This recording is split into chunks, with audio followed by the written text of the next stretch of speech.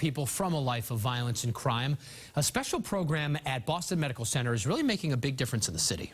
Jim Armstrong shows us a couple of true success stories. I was staying in West Hollywood.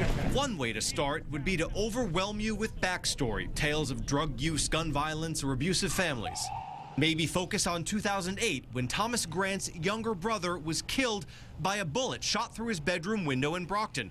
It was also right around the same time 17-year-old Thomas became a new father. But to get to the point, it has been a mix of bad luck and bad decisions for Thomas and for his best friend, Kendall Martin. I could have died, but obviously I'm here for a reason. But the past is the past, and you can change your choices. That's where hope comes in, you know? You gotta believe in something. And so it was one October night last year, these aspiring rappers, friends for 10 years, found themselves outside of city limits in Randolph. We was in the parking lot, and like the shooter was like literally like right there. Like if he wanted to kill me, he could have did that.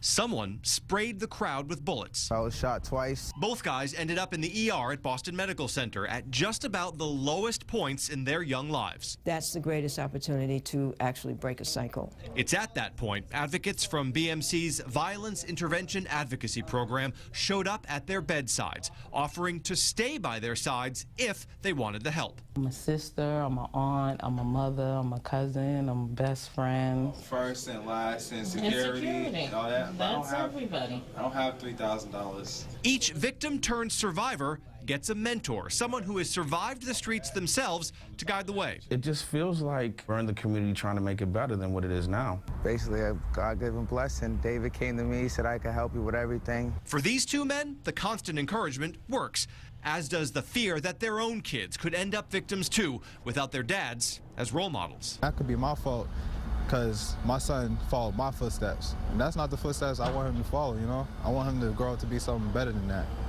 Now, when the program's supervisors talk about breaking the cycle of violence, that's exactly the type of thinking they say they hope to encourage. And they say long-term, when city leaders are thinking about strategies to combat violence in the city, they feel like their program can be key to that strategy. Live in the Satellite Center, Jim Armstrong, WBZ News.